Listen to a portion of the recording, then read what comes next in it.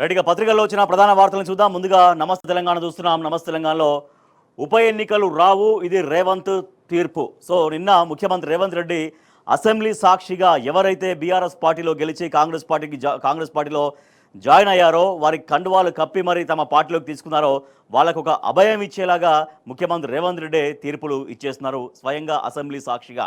ఎక్కడో of the record ఉప ఎన్నికలు రావని మాట్లాడడం వేరు, కానీ నిండు సభలో అటువంటి వాళ్ళకి ఎవరైతే పార్టీ ఫిరాయించారో వాళ్ళందరికీ అభయం ఇస్తూ ఉప ఎన్నికలు రావు అంటూ ఏకంగా ముఖ్యమంత్రి రేవంత్ రెడ్డి తీర్పునిస్తున్నారు. సో అది సుప్రీంకోర్టులో ఉన్నటువంటి పెండింగ్ ఇష్యూ, కేసు నడుస్తుంది సుప్రీంకోర్టులో. సుప్రీంకోర్టు ధర్మాసనం చాలా సీరియస్గా రియాక్ట్ అవుతోంది. ఇంతకాలం దాదాపుగా సంవత్సర కాలం నుంచి కూడా ఫిర్యాదులు అందినా కూడా సంవత్సర కాలం నుంచి ఎందుకు స్పీకర్ వాళ్ళపైన నిర్ణయం తీసుకోవట్లేదంటూ చాలా సీరియస్గా, అంటే ఎంతకాలం పడుతుంది మీకు మొత్తం సమయం అంటే ఒక తగిన సమయం అంటే మొత్తం అసెంబ్లీ సెషన్ మొత్తం కాలపరిమితి 5 సంవత్సరాల కాలపరిమితి ముగిసే వరకు అంటూ సుప్రీంకోర్టు చాలా సీరియస్గా రియాక్ట్ అవుతుంది. మనం చూస్తూనే ఉన్నాం. కానీ అటువంటి సుప్రీంకోర్టు తీర్పు పట్ల, సుప్రీంకోర్టులో పెండింగ్లో ఉన్నటువంటి కేసు పట్ల ముఖ్యమంత్రి రేవంత్ రెడ్డి ముందే తీర్పులు ఇచ్చేస్తున్నటువంటి వైనం విస్మయానికి గురి చేస్తుంది. ఎందుకంటే ఒక రాజ్యాంగబద్ధమైనటువంటి పోస్ట్లో ఉండి ముఖ్యమంత్రి రేవంత్ రెడ్డి ఒక రాజ్యాంగ ధర్మాసనం అనేటువంటి సుప్రీంకోర్టు ఇచ్చేటువంటి తీర్పుకు సంబంధించి లేకపోతే సుప్రీంకోర్టులో జరుగుతున్నటువంటి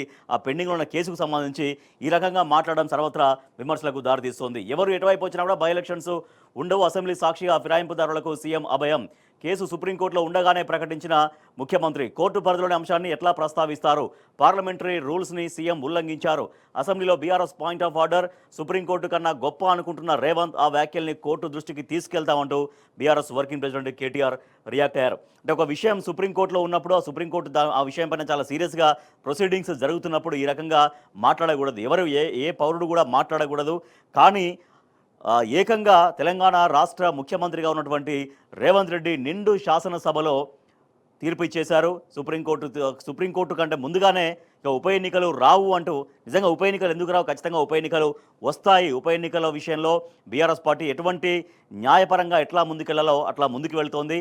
ఖచ్చితంగా ఎవరైతే బీఆర్ఎస్ పార్టీ బీఫామ్ పైన గెలిచి పార్టీ ఫిరాయించారో వాళ్ళపైన అనర్హత వేటు పడేలా బీఆర్ఎస్ పార్టీ చాలా సీరియస్గానే దీంట్లో ముందుకెళ్తుంది. దానికి అనుగుణంగానే సుప్రీంకోర్టు కూడా ఆదేశాలు కావచ్చు, సుప్రీంకోర్టు ప్రొసీడింగ్స్ కూడా మనం చూస్తూ ఉన్నాం.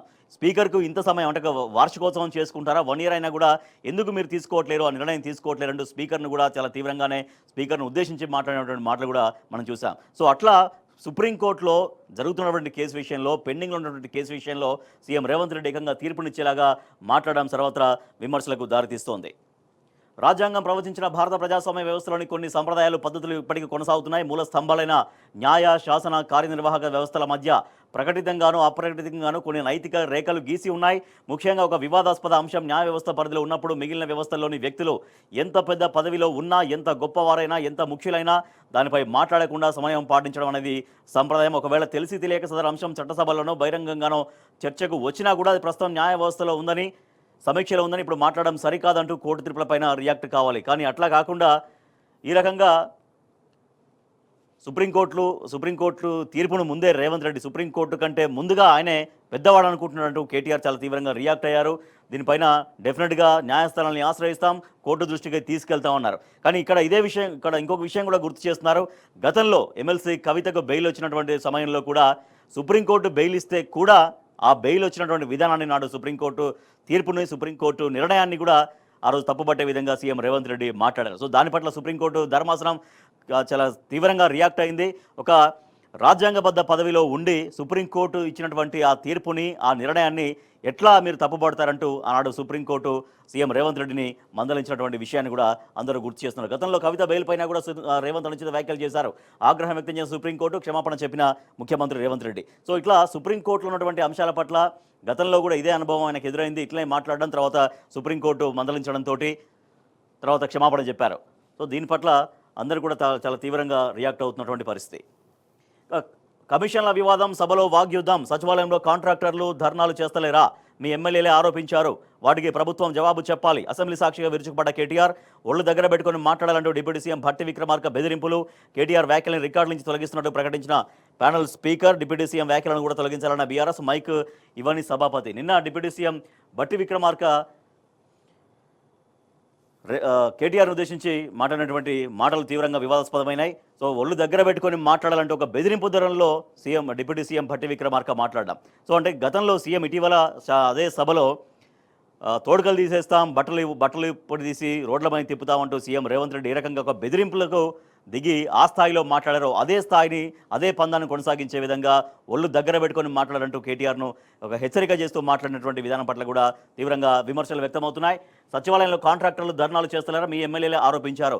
సో కమిషన్ అనేది ఒక 30% కమిషన్ ప్రభుత్వంగా ఇక్కడ పేరుగాంచిందంటూ స్వయంగా కాంగ్రెస్ పార్టీ వాళ్ళే, కాంగ్రెస్ పార్టీ నుంచి ఎమ్మెల్యేలుగా గెలిచిన వాళ్ళే 30% కమిషన్ తీసుకుంటారంటూ మాట్లాడడం కావచ్చు. తర్వాత మొన్న ఇటీవల సచివాలయంలో deputy CM Bhatti Vikramarka chamber ముందు దాదాపుగా ఒక 100-200 మంది రాష్ట్రంలోని కాంట్రాక్టర్లను వచ్చి అక్కడ ఆందోళన చేసినటువంటి పరిస్థితి.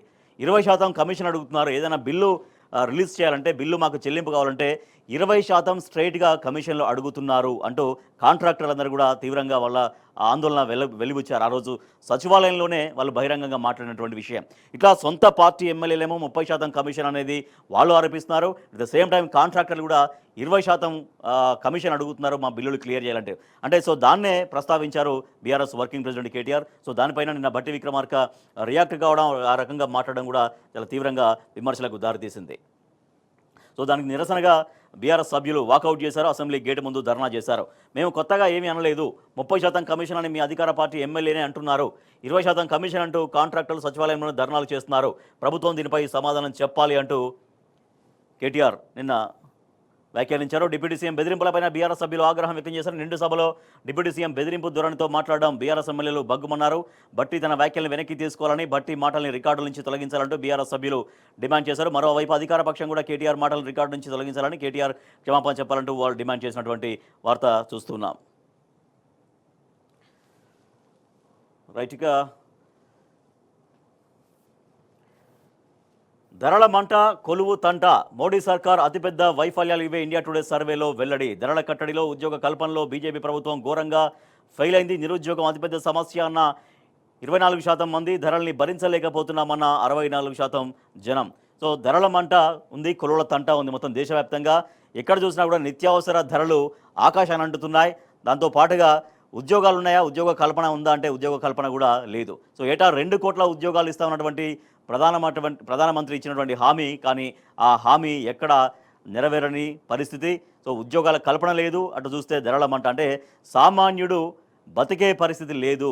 కేంద్ర ప్రభుత్వం అసమర్థ విధానాల వల్ల, అనాలోచిత విధానాల వల్ల, ఒక దూరదృష్టి లేకపోవడంతో ఇట్లా సామాన్యుల బతుకు చాలా తీవ్రంగా ఎఫెక్ట్ అవుతుంది అంటూ స్వయంగా ఇండియా టుడే సర్వేలో వెల్లడి కాబడ్డటువంటి విషయం. మోడీ సర్కార్ అతిపెద్ద వైఫల్యాలు ఇవి. ఓవైపు ధరలు మండిపోతున్నాయి, మరోవైపు ఉద్యోగాలు లేక యువత తీవ్రంగా ఇబ్బందులు పడుతున్నారు. సో ఇవి రెండు కూడా మోడీ సర్కార్కు అతిపెద్ద వైఫల్యాలుగా ఇండియా టుడే సర్వేలో వెల్లడైనటువంటి విషయం. ధరల కట్టడిలో, ఉద్యోగాల కల్పనలో బీజేపీ ప్రభుత్వం ఘోరంగా వైఫల్యం చెందింది. నిరుద్యోగం అతిపెద్ద సమస్యగా ఉందన్నట్టుగా 24% పీపుల్ చెప్తున్నారు. ధరల్ని భరించలేకపోతున్నామన్న 64% జనం. దేశంలో ధరల మంట సామాన్యును ఉక్కిరిబిక్కిరి చేస్తుంది. కొలువుల కల్పన లేకపోగా ఉద్యోగ భద్రత కూడా కరువు కావడం యువతను తీవ్రంగా వేధిస్తోంది. వచ్చేదిని తెస్తాం, ఏడాదికి 2 కోట్ల చొప్పున ఉద్యోగాలు ఇస్తామంటూ 11 ఏళ్ల కిందట అబద్ధపు హామీలతో గద్దెనెక్కిన బీజేపీ ప్రభుత్వ హయాంలో దేశ ప్రజలందరూ కూడా అరిగోసపడుతున్నారు. ధరల మోతతో సామాన్యుడి బతుకు దినదిన గండం నురలాయుషిగా మారింది. పెరిగిన నిరుద్యోగంతో గ్రామీణ, పట్టణ ప్రాంతాల్లోని యువకులు సతమతమవుతున్నారు. దీంతో పెరుగుతున్న ధరలకు కళ్ళెం వేయడంలో, ఉద్యోగ కల్పనలో మోడీ సర్కారు ఘోరంగా విఫలమైందంటూ మెజారిటీ ప్రజలు మండిపడుతున్నారు. ఈ మేరకు మూడ్ ఆఫ్ ది నేషన్ పేరిట ఇండియా టుడే, సీ ఓటర్ సంయుక్తంగా చేసిన ఇటీవల సర్వేలో పలు కీలక విషయాలు వెల్లడయ్యాయి. మనం ఇక్కడ చూడొచ్చు డీటెయిల్గా. ధరల్ని కట్టడి చేయకపోవడం అనేది 21%, ఉద్యోగ కల్పన చేపట్టకపోవడం అనేది 21%, ఆర్థికాభివృద్ధి జరగకపోవడం అనేది 7%, తర్వాత మత కల్లోలు, మైనార్టీల రక్షణ అనేది 5%, 4% మహిళల భద్రత 4%. 11 ఏళ్ల బీజేపీ ప్రభుత్వ పాలనలో అతిపెద్ద వైఫల్యాలు ఇవన్నీగా చూస్తున్నాం. మోడీ హయాంలో ఎక్కువగా లబ్ధి పొందిన వాళ్ళు ఎవరు? 51% కార్పొరేట్లే. మొత్తం అంటే సగానికంటే ఎక్కువ మంది కార్పొరేట్లు మాత్రమే మోడీ హయాంలో లబ్ధి పొందారు అనే దానికి ఇక్కడ చూస్తున్నాం. ఇండియా టుడే సీ ఓటర్ సర్వేలో ప్రస్తుతం దేశ ప్రజలు ఎదుర్కొంటున్న అతిపెద్ద సమస్యలు ఏమిటి అంటే నిరుద్యోగం 24% ఎదుర్కొంటున్నారు, ధరల పెరుగుదల 17%, ఆదాయాలేమి, పేదరికం 7%, రైతు సమస్యలు 7%, మహిళల భద్రత 6%. దేశంలో నిరుద్యోగం నిజంగానే అంత తీవ్రమైన సమస్య, చాలా తీవ్రమైన సమస్య అంటూ 55% మంది అంగీకరించిన విషయం. తీవ్రమైన సమస్య అంటూ 21 సమస్య, అది పెద్ద సమస్య ఏం కాదంటూ కొంతమంది మాట్లాడినటువంటి మాటలు. సో టోటల్గా ధరలు మండిపోతున్నాయి. తర్వాత ఉద్యోగాల కల్పన లేకపోవడంతో మొత్తం దేశ సామాన్య మధ్యతరగతి ప్రజలు చాలా తీవ్రంగా ఇబ్బందులు పడుతున్నారనేది ఆ సర్వేలో వెల్లడి కాబడిన విషయం. సో దాని కొనసాగింపుగా ఇది కూడా చూస్తున్నాం. పట్టా ఉన్న జాబ్ ఏది? 83% ఇంజనీరింగ్ పట్టభద్రులకు నో జాబ్స్, 46% బిజినెస్ గ్రాడ్యుయేట్ల పరిస్థితి ఇంతే. అన్స్టాప్ రిపోర్ట్ మోడీ పాలనలో ఇది దుస్థితి. ఇది నిరుద్యోగ భారతం. ఇంజనీరింగ్ పూర్తయిన జాబ్ దొరకని వారు 83%, బిజినెస్ గ్రాడ్యుయేట్లలో జాబ్ లేని వారు 46%, దేశంలో చదువుకు తగ్గ ఉద్యోగం చేయని వారు 91.75%, కంపెనీలకు అవసరమైన నైపుణ్యాలు లేని వారు 47%. ఇట్లా ఏ రకంగా చూసినా అన్ని రంగాల్లో అన్ని వర్గాల్లో మోడీ సర్కార్ ఎక్కడ కూడా సంతృప్తి పరిచే విధంగా లేదు అనేది ఒకటైతే, ద సేమ్ టైం ఇప్పుడు ఒక దేశవ్యాప్తంగా ఒక గ్రోక్ అనేది ఆర్టిఫిషియల్ ఇంటెలిజెన్స్ అనేది సంచలనం సృష్టిస్తోంది. నిజంగా 10-12 సంవత్సరాల నుంచి కేంద్రంలోని బీజేపీ ప్రభుత్వం చేసింది అంత డొల్లా ఏమీ లేదు అంటూ గ్రోక్ అనేది తన సమాధానంలో తన సమాచారంలో వెల్లడిస్తుంది. సో దానికి అనుబంధంగానే దానికి కొనసాగింపుగానే మనం ఈ రిజల్ట్స్ కూడా చూస్తున్నాం. ఈ నివేదిక, ఈ సర్వేలో ఉన్నటువంటి వాస్తవాలు కూడా మనం చూస్తున్నాం. ఒక వార్త మనం చూస్తున్నాం. దళిత బంధుకు కన్నం, లబ్ధిదారులకు ఇచ్చే నిధుల్లో ఓ అమాత్యుడి కమిషన్ల వేట. దళిత బంధు అనేది చాలా ఒక గొప్ప కార్యక్రమం నాడు బీఆర్ఎస్ ప్రభుత్వ హయాంలో స్టార్ట్ చేశారు నాటి ముఖ్యమంత్రి కేసీఆర్. దళిత వర్గాల్లో ఒక వెలుగు నింపడం కోసం, వాళ్ళు తమ కాళ్ళపైన తాము నిలబడడం కోసం, ఒక పారిశ్రామికవేత్తలుగా ఎదగడం కోసం, లేదంటే వాళ్ళే ఇంకొక ఇద్దరికి ఒక ఉపాధి కల్పించడం కోసం రూపొందించబడిన ఒక గొప్ప కార్యక్రమం దళిత బంధు. సో నేరుగా ఎవరికి డబ్బులు ఇచ్చేది కాదు, కేవలం యూనిట్లు మాత్రమే ఇస్తే ఆ యూనిట్ ఆసరాగా చేసుకొని వాళ్ళు తమ జీవనాన్ని వెళ్ళదీసుకున్నటువంటి ఒక బృహత్తర కార్యక్రమం. సో ఒక్కొక్క కుటుంబానికి, దళిత కుటుంబానికి 10 లక్షల సాయం అందించే విధంగా నాడు ఆ ప్రోగ్రాం తీసుకుంది. సో గతంలో ఎక్కడ మేనిఫెస్టోలో చెప్పలేదు, ఎన్నికల హామీలో లేదు, కానీ ఒక ఆన్గోయింగ్గా అంటే అప్పటికప్పుడు తీసుకున్న నిర్ణయాల్లో దళిత బంధు అనేది ఒక బృహత్తర కార్యక్రమం. సో అది చాలా వరకు దళిత వర్గాల్లో వాళ్ళ జీవన ప్రమాణాల్ని పెంచే విధంగా, వాళ్ళు తమ బతుకు చాలా భరోసాగా బతికే విధంగా ఆ కార్యక్రమం తీసుకున్నారు. కానీ అటువంటి దళిత బంధు అనేది ఇవాళ రాష్ట్ర ప్రభుత్వం పూర్తిగా ఆపేసింది. గతంలో ఇచ్చేటువంటి ఆ నిధులు ఏవైతే ఉన్నాయో, గతంలో ఏవైతే కేటాయింపులు జరిగాయో, గతంలో ఎవరికైతే అవి ప్రొసీడింగ్స్ జరిగాయో దాన్ని కంప్లీట్ చేసే విధంగా కూడా కాంగ్రెస్ ప్రభుత్వం చొరవ చూపని పరిస్థితి. అయితే ఇవాళ గతంలో వచ్చినటువంటి నిధుల విషయంలో ఇవాళ లబ్ధిదారులకు రిలీజ్ చేసేటువంటి క్రమంలో ఓ అమాత్యుడి కమిషన్ల వేట నడుస్తోంది.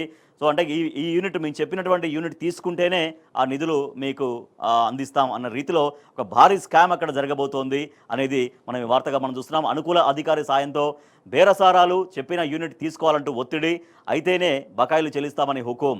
ఒక్క కరీంనగర్ జిల్లాలోనే 7,000 మందికి చెందిన 281 కోట్ల నిధులపైన కన్ను వేశారు.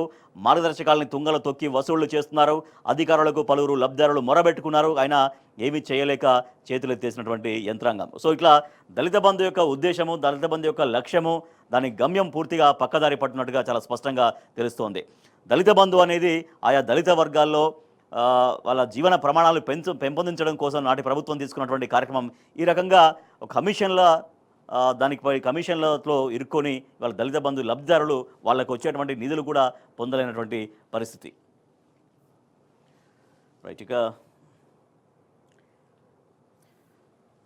ఏకైక ఉద్యమ గొంతుగా నమస్తే తెలంగాణ అంటున్న హరీశ్రావు మాట్లాడారు. ప్రజా సమస్యలే ముఖ్యంగా, ప్రజా సమస్యల పరిష్కారమే ధ్యేయంగా పనిచేస్తున్న నమస్తే తెలంగాణ టుడే దినపత్రికలు టీ న్యూస్ ఛానల్ పైన రెవెన్యూ గృహ నిర్మాణ శాఖ మంత్రి పొంగులేటి శ్రీనివాసరెడ్డి అసెంబ్లీలో బుధవారం అనుచిత వ్యాఖ్యలు చేశారు. ఈ వ్యాఖ్యల్ని తీవ్రంగా ఖండించారు. మొదటి నుంచి కూడా తెలంగాణ ఉద్యమానికి టీ న్యూస్ ఏ రకంగా బాసటగా నిలిచింది, తెలంగాణ ఉద్యమ భావజాలను ఏ రకంగా టీ న్యూస్ అనేది నాడు ఆవిర్భావం దగ్గర నుంచి కూడా ఎట్లా ఉంది, తర్వాత తెలంగాణ ప్రస్థానాన్ని కూడా ఎట్లా తీసుకెళ్ళిందంటూ అటు టీ న్యూస్ కావచ్చు, నమస్తే తెలంగాణ టుడే కావచ్చు, ఆ పత్రికలు ఎట్లా చేశాయనేది నిన్న ఆయన కొనియాడినటువంటి విషయం.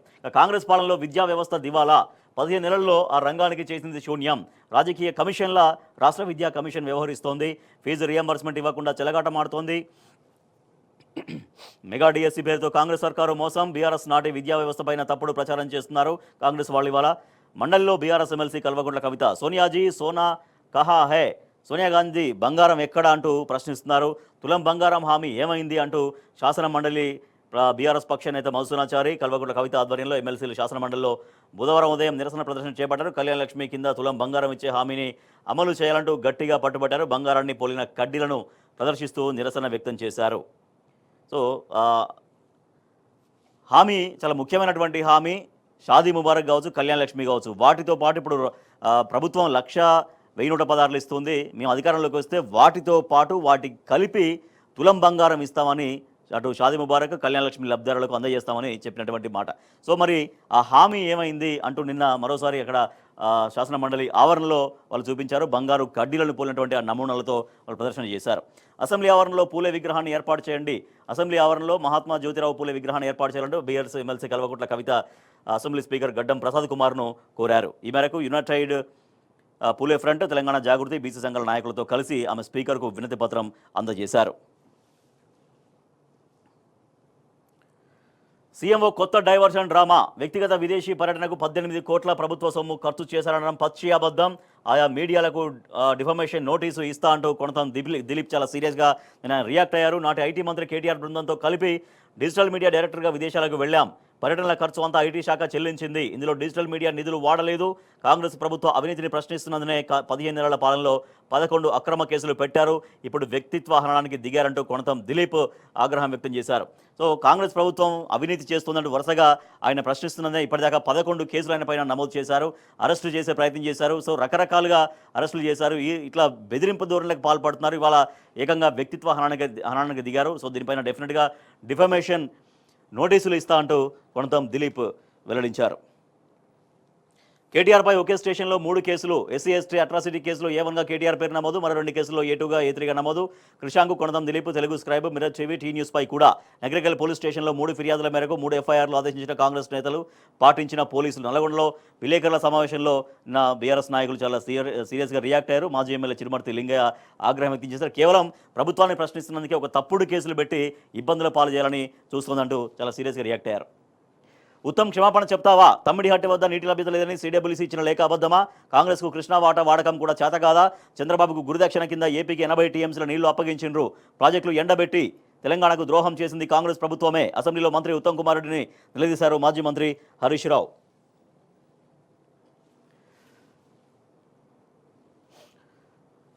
ఆ స్కామ్ మట్టి కొట్టుకుపోయినట్లేనా, తెలుగు సినిమాల సుఖాంతమైన పెద్దోళ్ల భూ కబ్జా కథ అతిపెద్ద స్కామ్గా వివరించారు కాంగ్రెస్ ఎమ్మెల్యే అనిరుద్ రెడ్డి. అసెంబ్లీలో తేల్చుకుంటానంటూ మీడియా ముందు సవాల్ కూడా విసిరారు. చెరువులో మట్టి తీయాలంటూ నోటీసులతోనే హైడ్రా సరిపెట్టింది. మరి 2,000 కోట్ల విలువైన 27 ఎకరాల సర్కారు భూమి కథ ఏంది, పేదోళ్లపై ఉరిమిన హైడ్రా బుల్డోజర్లు ఇప్పుడు ఎందుకు కదలడం లేదు, సామాన్యుడికి చట్టాలు వర్లించిన నోళ్లు ఎందుకు పెగలడం లేదు, హైకోర్టు చెప్పినట్లు పెద్దోళ్లకు ప్రత్యేక చట్టం అమలవుతోందా. సో ఇది హైడ్రా వ్యవహరిస్తున్న తీరు పట్ల హైకోర్టు చాలా తీవ్రంగానే వ్యాఖ్యానించింది. పెద్దోళ్లకు ఒక చట్టం, పేదోళ్లకు ఒక చట్టమా, మరి పేదోళ్ల గుడిసెలు, పేదోళ్ల ఇల్లు కూల్చినటువంటి హైడ్రా పెద్దోళ్ల భవనాల జోలికి ఎందుకు వెళ్ళట్లేవు, పెద్దోళ్ల నివాసాలను ఎందుకు ముట్టుకోవట్లేదంటూ గతంలో అంటే పెద్దలకు ఒక చట్టం ఉంటుందా అంటూ హైకోర్టు చాలా సీరియస్గానే రియాక్ట్ అయింది. అయితే ఈ విషయంలో కూడా అతిపెద్ద స్కామ్గా కాంగ్రెస్ ఎమ్మెల్యే అనిరుద్ రెడ్డి దీనిపైన పేర్కొన్నారు. కానీ దీనిపైన తర్వాత ఎటువంటి చర్యలు లేనటువంటి పరిస్థితి అని ఈ వార్త చూస్తున్నాం. కుర్చీ కోసం కుమ్ములాట, మంత్రి పదవుల కోసం కాంగ్రెస్లో బిగుస్తున్న పీఠముడి, ఆయన తమ్ముడికిస్తే తన భార్యకు ఇవ్వాల్సిందేనంటున్న ఉత్తమ్ కుమార్ రెడ్డి, వివేక్కు ఎందుకు మాకు ఇవ్వరా అంటున్న మాదిగ వర్గం ఎమ్మెల్యేలు, ఎస్టీలకు ప్రాతినిధ్యం ఉండాల్సిందే, లంబాడ గిరిజనులు ధర్నాలు చేస్తున్నారు, నాకంటే సీనియర్ ఎవరూ లేరంటూ మల్రెడ్డి రంగారెడ్డి వ్యాఖ్యలు తలపట్టుకుంటున్న కాంగ్రెస్ అధిష్టానం. సో మంత్రివర్గ విస్తరణ అనేది మొత్తం కుర్చీల కుమ్ములాటకు దారితీసిందని చెప్పొచ్చు. ఇప్పటికీ ఇంకా 6 మంత్రి పదవులు ఖాళీ ఉన్నాయి, కానీ దానికి విపరీతంగా పోటీ ఉంది. ఇప్పటికైతే కొన్ని పేర్లు ప్రచారంలో ఉండగా ఎప్పుడైతే పేర్లు ప్రచారంలోకి చాలా బలంగా వచ్చాయో ఇక మిగిలినటువంటి వాళ్ళు ఎవరైతే ఆశావాహులు ఉన్నారో వాళ్ళు చాలా తీవ్రంగానే వాళ్ళ ప్రయత్నాలు చేస్తున్నారు. వాళ్ళ వర్గం నుంచి తమ వాయిస్ చాలా గట్టిగానే వినిపిస్తున్నారు. సో దాదాపు 15 నెలల పరిపాలనలో 6 మంత్రులు లేకుండానే చాలా ముఖ్యమైనటువంటి శాఖలన్నీ కూడా ముఖ్యమంత్రి దగ్గర ఉండడంతో ఆ శాఖలకు ప్రత్యేకంగా మంత్రులు లేకపోవడంతో ఆ శాఖ ఎంత ఎఫెక్ట్ అవుతుంది, పరిపాలన పైన ఎంత ప్రభావం పడుతుందో మనం చూస్తూనే ఉన్నాం. సో హోంశాఖకు మంత్రి లేకపోవచ్చు, లేడు, విద్యాశాఖ మంత్రి లేడు, ఇట్లా సంక్షేమ మంత్రి లేకపోవడం, ఇవన్నీ కూడా ఈ ముఖ్యమైనటువంటి విభాగాలన్నీ, ముఖ్యమైన శాఖలన్నీ కూడా మంత్రులు లేకపోవడంతో పరిపాలన పూర్తిగా కుంటుపడుతుంది. సో మంత్రివర్గ విస్తరణ ఇప్పటికీ దాదాపుగా 40 సార్లు ఢిల్లీకి వెళ్లారు ముఖ్యమంత్రి రేవంత్ రెడ్డి. కానీ ప్రతిసారి మంత్రివర్గ విస్తరణ చర్చ రావడం, తర్వాత మంత్రివర్గ విస్తరణ జరపకపోవడం. కానీ ఈసారి మాత్రం మంత్రివర్గ విస్తరణ దాదాపుగా జరుగుతున్నటువంటి ప్రచారం అయితే విస్తృతంగా సాగుతుంది. బట్ అది నిజం అయ్యేదాకా కూడా మళ్ళీ అనుమానాలే. ఎందుకంటే కాంగ్రెస్లో అనేకం పంచాయతీలు, గ్రూప్ తగాదాలు ఉంటాయి, కుర్చీలాట ఉంటుంది. కాబట్టి ఈ రకంగా నిజంగా మంత్రివర్గ విస్తరణ జరిగేదాకా కూడా అనుమానమే అనేటువంటి ఒక డౌట్ అనేది వ్యక్తమవుతూ ఉంది.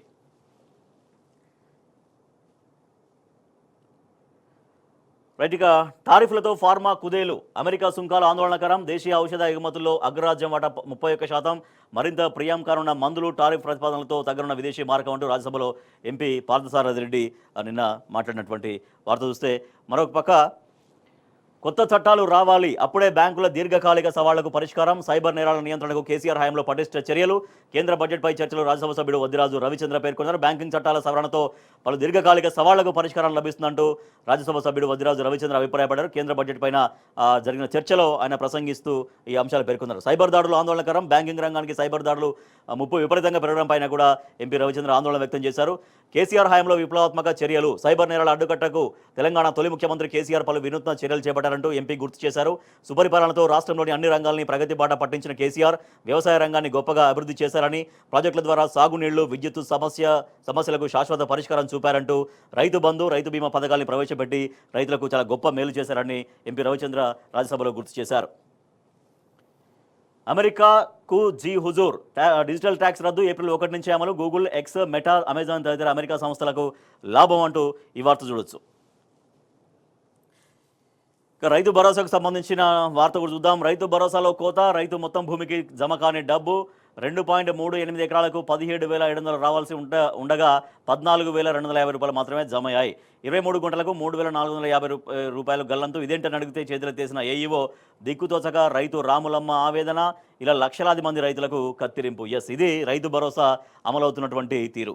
ప్రభుత్వం చాలా గొప్పగా చెప్తుంది రైతు భరోసా అమలు చేస్తున్నామని, కానీ ప్రభుత్వం నుంచి వచ్చిన ప్రకటన ఇప్పటిదాకా కేవలం 3 ఎకరాల వరకే రైతు భరోసా వేశామనేది. తర్వాత నుంచి అయితే ప్రభుత్వం నుంచి ఎటువంటి ప్రకటన రాలేదు.